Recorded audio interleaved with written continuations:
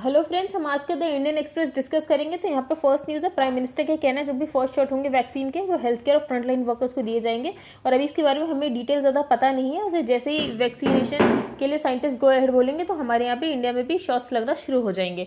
अब हम next news पे चलते हैं। यहाँ पर फर्स्ट पेज पे ज़्यादा कुछ इंपॉर्टेंट न्यूज़ नहीं है। तेलंगाना में सिविक पोल्स के रिजल्ट में बीजेपी को सर्ज मिली है। ये कोई इंपॉर्टेंट न्यूज़ नहीं यूपीएससी के लिए। सेम यहाँ पर झारखंड में एफिडेविट बोला गया स्टेट गवर्नमेंट एम्प्लॉयज़ को कि आप एक एफिडेविट दें कि आप कोई भी टोबैको का कंजम्पशन नहीं करेंगे।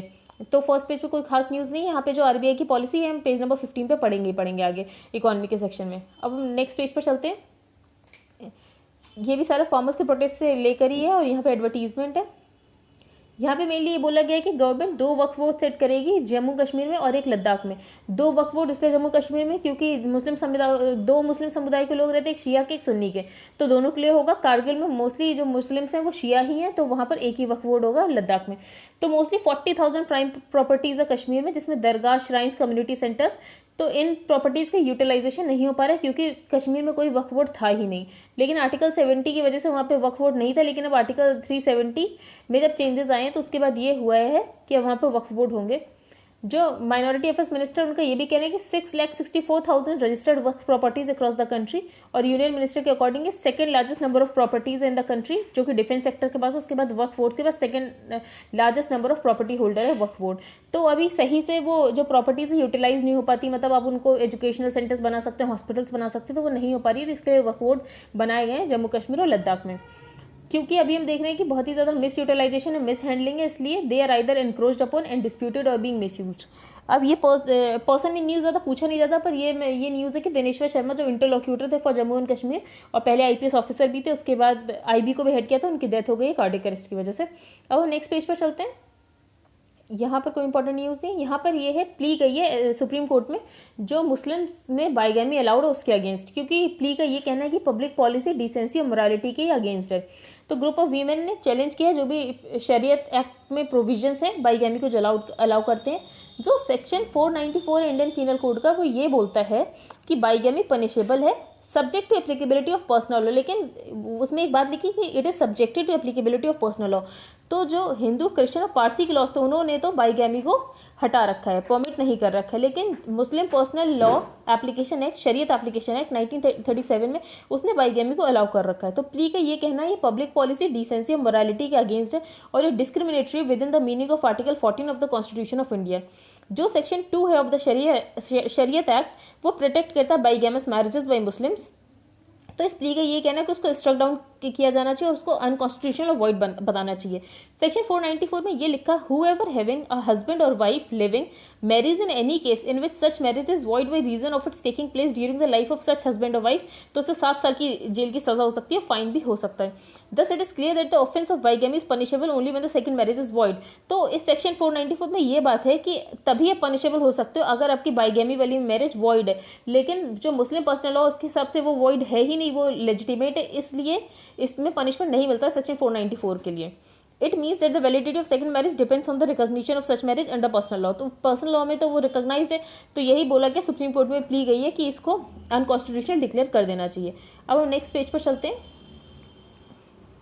यहाँ पर IIT 2020 ग्लोबल समिट चल रही थी, तो प्राइम मिनिस्टर मोदी का वहाँ पर ये कहना है कि पोस्ट कोविड वर्ल्ड जो ऑर्डर चेंज हुआ तो अब हमें री लर्निंग, री थिंकिंग, री इनोवेटिंग और री इन्वेंटिंग करने की जरूरत है। इंडिया और पूरे वर्ल्ड को वाइबल सोल्यूशन की जरूरत है इस न्यू नॉर्मल में एडजस्ट होने के लिए। आज हम देख रहे हैं बहुत सारे large number of IIT alumni हैं जो कि गुड लीडरशिप पोजीशंस में और उनके पास स्किल्स भी है कि वो चेंज ला सकें। तो प्राइम मिनिस्टर की ये कहना रिस्पॉन्सिबिलिटी हैवी है बट आई नो ये सोल्जर्स आर कैपेबल है, तो ये बोला गया है। इसके अलावा अभी जब नेशनल एजुकेशन पॉलिसी आई थी तो ये बोला गया था कि जो टेक्निकल एजुकेशन है वो भी मदर टंग में दी जाएगी। तो IIT के डायरेक्टर का ये कहना है कि ये हो जाएगा बिगनिंग ऑफ द एंड अगर हम टेक्निकल एजुकेशन मदर टंग में देना शुरू कर दें। क्यों कहना है? Offering entire BTech programs in local languages would mean language will become a criteria in our faculty selections।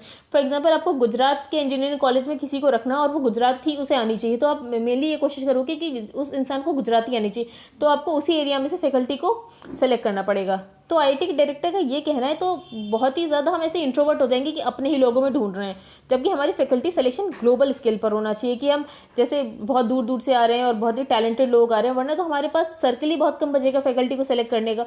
तो इसको उन्होंने बोला बिगिनिंग ऑफ द एंड। अब हम नेक्स्ट पेज पर चलते हैं।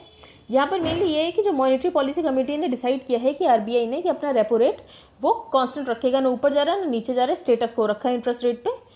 तो ये बोला मॉनेटरी पॉलिसी कमेटी हर 2-2 महीने पे डिसीजन लेती है कि रेपो रेट को कितना चेंज करना है। मॉनेटरी पॉलिसी कमेटी में 6 मेंबर्स होते हैं, 3 गवर्नमेंट की साइड से और 3 आरबीआई के साइड से। तो अभी मेनली इस वजह से हो सकता है कि उन्होंने स्टेटस को रखा हो, क्योंकि अभी डिमांड भी बढ़ानी, क्योंकि कोरोना के बाद से डिमांड बहुत कम हो रही है। उसके बाद हम देख लें इन्फ्लेशन भी बढ़ा था, तो अब इन्फ्लेशन बढ़ा था तो ये माना जा सकता था कि repo rate monetary policy committee बढ़ाए ताकि इन्फ्लेशन कंट्रोल में हो, लेकिन हमने देखा उन्होंने स्टेटस को रखा था क्योंकि शायद उनको डिमांड भी बढ़ानी हो। तो इन सब से क्या पता चल रहा है, इन सब से ये पता चल रहा है कि मेनली आरबीआई क्या चाह रही है कि लिक्विडिटी मेंटेन रहे ताकि डिमांड बढ़े। Further decision to expand the on top targeted long term repo operation. इसके अलावा जो एलटीआरओ ऑपरेशन है वो हम नेक्स्ट पेज पे पढ़ेंगे, उसको स्ट्रेस सेक्टर्स के लिए बढ़ा दिया गया है। तो इससे पता चलता है कि आरबीआई मेनली लिक्विडिटी रखना चाहती है मार्केट में, कि लोगों के हाथ में पैसा आए ताकि डिमांड बढ़े मार्केट में। ये आर्टिकल खास इंपॉर्टेंट नहीं है हाफिज सईद पर, यह भी इंपॉर्टेंट नहीं है। रजनीकांत अपनी तमिलनाडु पॉलिटिक्स में अपनी नई पार्टी लॉन्च करने वाले हैं, ये जब पार्टी लॉन्च करेंगे हमें पता चल जाएगा। ये आर्टिकल थोड़ा अच्छा है, तो सुपर सेंटर हम इसको पढ़ते हैं। अभी हम देख रहे हैं कि क्या हो रहा है, कॉर्पोरेट मार्केट पावर धीरे धीरे कंसर्न बढ़ रहा है कि कॉर्पोरेट मार्केट पावर बढ़ती जा रही है।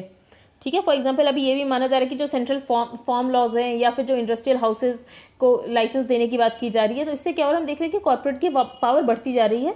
तो ये ऐसा क्यों हुआ है, तो इसमें कुछ ऑथर ने पॉइंट्स रखे हैं। ऑथर ने बोला धीरे धीरे हम देख रहे हैं कि स्टेट के चीफ मिनिस्टर्स की पावर तो रिड्यूस ही हो रहे हैं, they have been reduce to satraps. जो रियल पावर वो सेंटर के पास है और उसके पास ही सारी एजेंसीज हैं, पावर सिस्टम्स उसके पास हैं, सारे पैसे वही कलेक्ट करता है, टैक्स वही कलेक्ट करता है। यहाँ तक कि हम देखते हैं स्टेट के पास तो बहुत कम रिसोर्सेज हैं।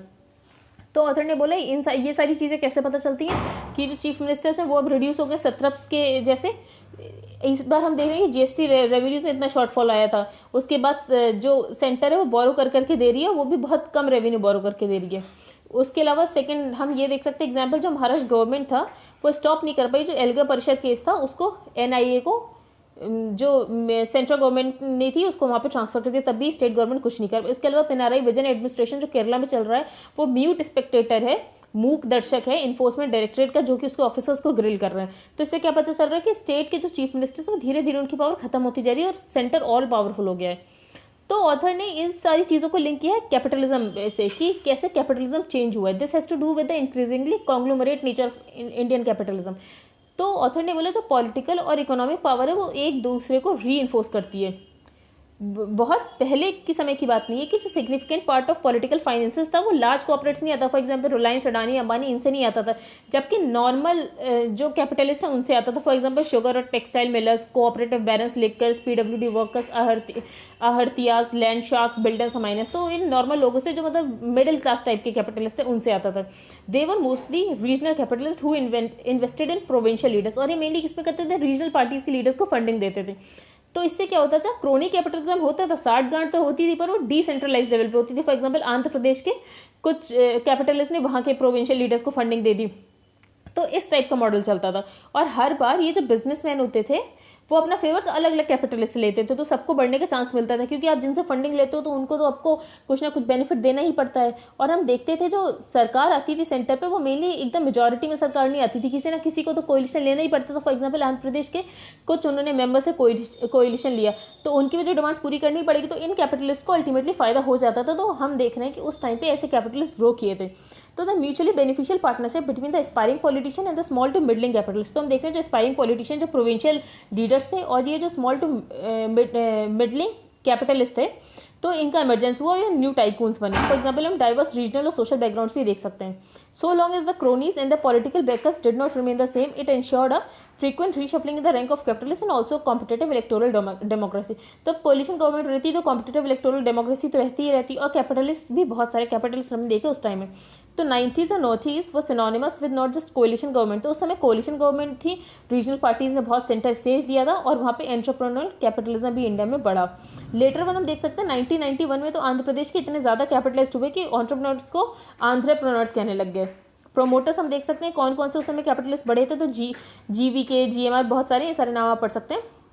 तो ऑथर ने बोला ये कोई कोइंसिडेंस नहीं, एंटरप्रेन्योर्स इतने ज़्यादा बढ़ गए क्योंकि जो उनके पॉलिटिशियंस थे, जो सेंटर में पार्टी थी, उनको सपोर्ट दे रहे थे। फॉर एग्जांपल जो तेलुगु देशम पार्टी थी वो ना ही नॉन कांग्रेस की पार्टी, ना ही नॉन बीजेपी का, उसने सबको ही अपना सपोर्ट दिया और जो कैपिटलिस्ट उसको फंडिंग देते थे वो सब उस टाइम में बहुत ज़्यादा ग्रो हुए। तो undivided AP also sent the largest contingent of Congress MPs, तो उन्होंने largest contingent of Congress MPs दिए। तो ये बात है। तो मेनली ऑथर ये कहना चाह रहा है कि पहले क्या होता था, जो गवर्नमेंट होती थी वो कोलिशन गवर्नमेंट होती थी, तो प्रोविंशियल लीडर्स का उन्हें सपोर्ट लेना पड़ता था। तो प्रोविंशियल लीडर्स जो होते थे वो फंडिंग लेते थे, वो नॉर्मल कैपिटल से लेते थे, बहुत बड़े कॉन्ग्लोमरेट से नहीं लेते थे, फॉर एग्जाम्पल रिलायंस, अडानी, अंबानी। तो इससे क्या होता था कि ऐसे छोटे छोटे कैपिटलिस्ट को फिर वापस से बेनिफिट भी मिलता था अगर उनकी सरकार थोड़े भी उसकी से है दिल्ली की सरकार में। तो इससे क्या होता था कि वो वाले कैपिटलिस्ट को भी बढ़ने का मौका मिलता था, धीरे धीरे और टाइकून्स बनते थे।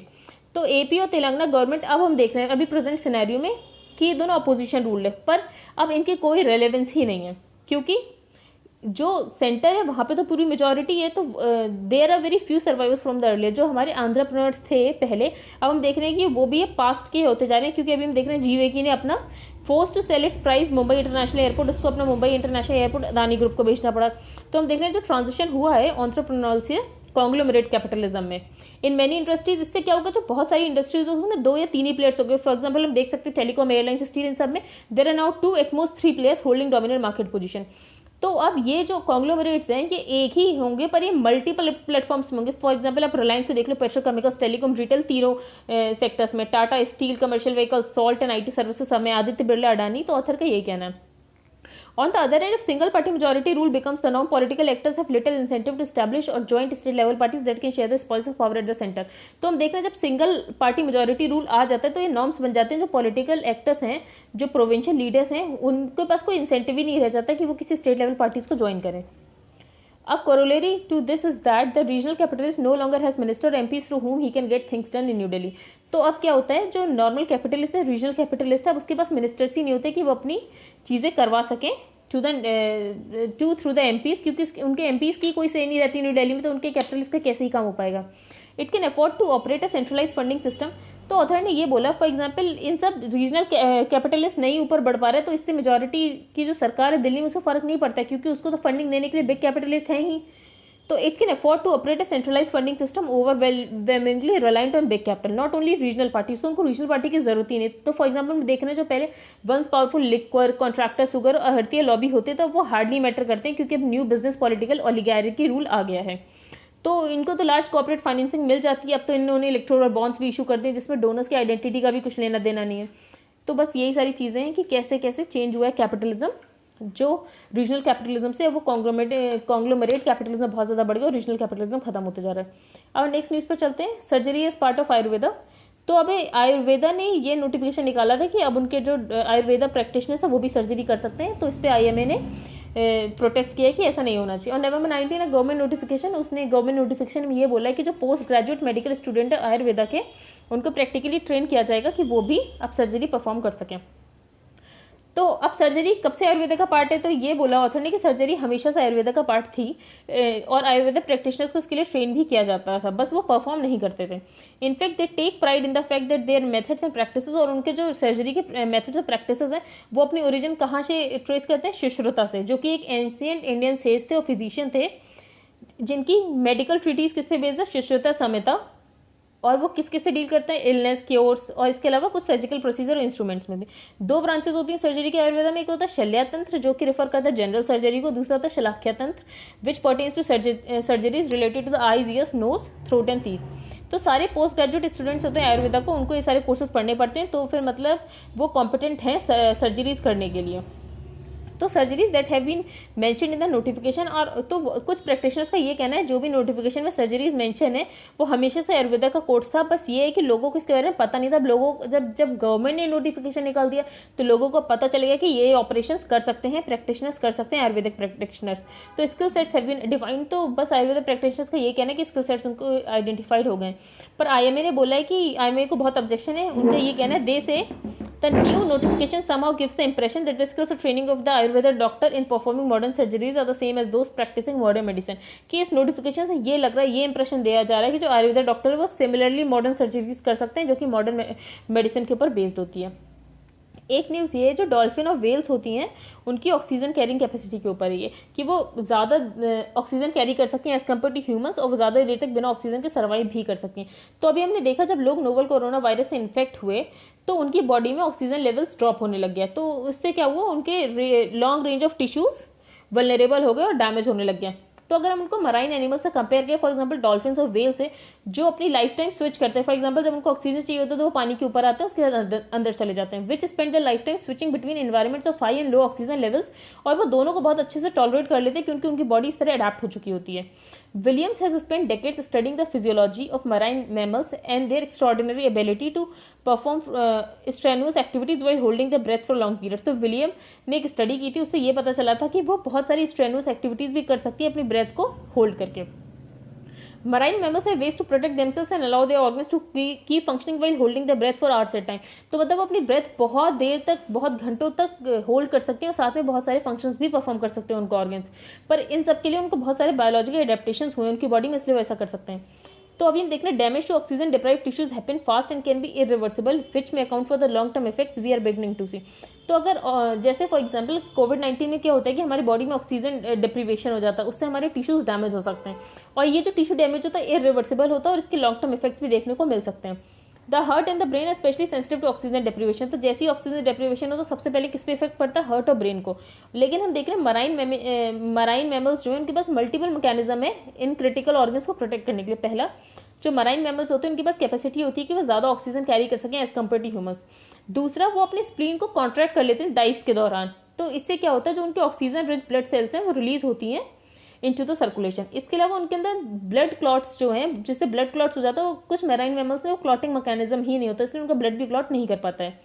Marine mammals have greatly increase concentration of oxygen carrying proteins. इसके अलावा उनके अंदर जो ऑक्सीजन कैरिंग प्रोटीन्स है उनकी भी कॉन्सेंट्रेशन ज्यादा होती है, for example myoglobin heart and skeletal muscles में, और न्यूरोग्लोबिन एंड साइटोग्लोबिन इन द ब्रेन। तो ये 4 पॉइंट्स है। पहला पॉइंट ये है कि वो ज्यादा ऑक्सीजन कैरी कर सकते हैं। दूसरा, वो अपने स्प्लीन को कॉन्ट्रैक्ट कर लेते हैं जिससे उनका ऑक्सीजन रिच ब्लड सर्कुलेशन में जाता है। उसके अलावा उनके अंदर कुछ के अंदर ब्लड क्लॉट मैकेनिज्म नहीं होती है, और लास्ट में उनके पास ऑक्सीजन कैरिंग प्रोटीन्स होता है। तो ये 4 पॉइंट्स आप याद रख सकते हैं। तो डॉल्फिन्स और वेल्स के पास नेचुरल प्रोटेक्शन होते हैं जो कि ह्यूमंस के पास नहीं होते, इसलिए हम हाईली वल्नरेबल टू हाइपोक्सिया, मतलब ऑक्सीजन कम ऑक्सीजन डिप्रीवेशन की कंडीशन में। अब सिंगापुर पहला कंट्री बन गया जिसने लैब ग्रोन मीट को अलाउ कर दिया। तो सिंगापुर फूड एजेंसी ने अप्रूव कर दिया इस वीक लैब ग्रोन मीट। तो this is the first time कि कल्चरल मीट किसी ने अप्रूव किया है वर्ल्ड में। तो प्रोडक्ट जो अप्रूव किया है वो सिंगापुर फूड एजेंसी ने किया है, और ये किसके साथ मिलकर बना रही है, produce by US based east just. अब ये डिसरप्शन मेनली हम देख रहे हैं कि जो मीट में डिसरप्शन क्यों हुए थे मीट मार्केट में, क्योंकि अभी कोविड-19 हो गया था, तो उसकी वजह से लोगों में फेयर्स आ गए कि जूनोटिक डिजीजेस हो सकते हैं। For example African swine figure जो पिग से होता है, और इसके अलावा एवियन इन्फ्लुएंजा जो बर्ड से होता है। तो इन सब चीज़ों की वजह से लोगों को डर लगने लग गया था ऐसे मीट खाने से जानवरों के, क्योंकि इससे जूनोटिक डिजीज हो सकते थे। तो हम देख रहे हैं कि sale of plant based meat बहुत ज़्यादा बड़ा है। अब प्लांट बेस्ड मीट और लैब ग्रोन और कल्चर्ड मीट में क्या डिफरेंस होता है। जो प्लांट बेस्ड मीट होता है वो प्लांट सोर्सेज से बनता है, फॉर एग्जांपल सोए और पी प्रोटीन से। लेकिन जो कल्चरल मीट होता है वो ग्रो होते हैं सेल से किसी लेबोरेटरी में। दोनों का सेम ऑब्जेक्टिव है, ट्रेडिशनल मीट प्रोडक्ट्स के लिए एक ऑल्टरनेटिव प्रोवाइड करना, साथ ही साथ में ज्यादा लोगों को मीट दे पाना, इसके अलावा जूनोटिक डिजीज का रिड्यूस करना और इन्वायरमेंटल इम्पैक्ट भी कम करना, क्योंकि मीट कंजम्पशन से इन्वायरमेंटल इम्पैक्ट भी होते हैं। In terms of cellular structure, cultured और cultivated meat is the same as conventional meat. तो कल्चर्ड और कल्टिवेटेड मीट सेम होता है कन्वेंशनल मीट की तरह, एक्सेप्ट दैट कल्चर्ड मीट ये है कि वो डायरेक्टली एनिमल से नहीं आता, आप उसको लैब में ग्रो करते हो। तो एक न्यूज ये थी लैब ग्रोन मीट। अब यहाँ पर कतर फॉरेन मिनिस्टर सेज सब मूवमेंट टुवर्ड्स एंडिंग गल्फ रो। तो अब ये कतर को गल्फ कोऑपरेशन काउंसिल से विड्रॉ करना पड़ा था 2017 में, तो वापस से बात करें कि उसको वापस इंक्लूड करेंगे, क्योंकि सऊदी अरेबिया जो और बाकी लोग हैं वो ईरान को आइसोलेट करना चाहते हैं, इसलिए वो कतर को अपनी साइड लेकर आना चाहते हैं। One of the major reason for Saudi Arabia and its gulf allies to be taking part in the process and eventually ending the boycott of Qatar is that fear that Iran could become stronger after the end of the Trump administration। इसलिए वो अपनी ties बढ़ाना चाहते हैं Qatar के साथ ताकि वो ईरान को अच्छे से आइसोलेट कर सकें। अब आरबीआई ने कुछ चेंजेस किए इस बार मॉनेटरी पॉलिसी कमेटी में। पहला तो ये है कि कमत कमेटी जो थी उसने कुछ सेक्टर्स आइडेंटिफाई किए थे, स्ट्रेस सेक्टर्स। तो जो लॉन्ग टर्म रेपो ऑपरेशन हैं आरबीआई के, तो उसमें उन्होंने ये बोला ये जो लॉन्ग टर्म रेपो ऑपरेशन है, तो जो बैंक्स हैं वो कहाँ स्पेसिफिक सेक्टर्स में बैंक्स इन्वेस्ट करेंगे। तो उसमें जो स्पेसिफिक सेक्टर्स उसमें ये सारे स्ट्रेस सेक्टर्स भी आ गए हैं। मेनली वो क्या करेंगे, वो इन कंपनीज के corporate bonds, commercial papers, non convertible debentures, इसमें पैसे इन्वेस्ट करेंगे। दूसरी बात और क्या कही गई है, इस साल जो बैंक्स होंगे वो अपने डिविडेंड नहीं देंगे, अपने प्रॉफिट जो भी उनको होगा थोड़ा बहुत प्रॉफिट वो वापस से बैंक में ही लगाएंगे, क्योंकि कोविड-19 पैंडेमिक की वजह से बहुत ज़्यादा बैड लोन्स हो रहे हैं, इसलिए उन्हें अपना कैपिटल कंजर्व करना चाहिए इकोनॉमी को सपोर्ट करने के लिए, लॉसेस को ऑब्जर्व करने के लिए। डिविडेंड पॉलिसी फॉर एनबीएफसीज, वैसे तो ऐसा कोई एनबीएफसी के लिए डिविडेंड पॉलिसी आरबीआई नहीं बनाता है, पर आरबीआई का ये कहना है कि वो गाइडलाइंस फॉर्मुलेट करेगा डिविडेंड डिस्ट्रीब्यूशन बाय एनबीएफसी, क्योंकि एनबीएफसी भी बहुत अच्छा रोल प्ले करते हैं फाइनेंशियल सिस्टम में, उनका भी एक सिग्निफिकेंट रोल है इंडिया के फाइनेंशियल सिस्टम में, क्योंकि अब धीरे धीरे उनकी भी इंपॉर्टेंस बढ़ रही है। इसके अलावा डिजिटल पेमेंट गाइडलाइंस निकाली है आरबीआई ने कि रॉबस्ट गवर्नेंस सिस्टम होना चाहिए, क्योंकि अब डिजिटल पेमेंट बढ़ रहे हैं धीरे धीरे, इंटरनेट, मोबाइल बैंकिंग, ये सब। जो कॉन्टैक्टलेस कार्ड लिमिट हाइट थी, तो पहले कॉन्टैक्टलेस कार्ड जो लिमिट होती थी उसमें 2000 रुपये थी, अब उसकी लिमिट 5000 कर दी गई है। तो I think that's it for today. Thank you and have a nice day.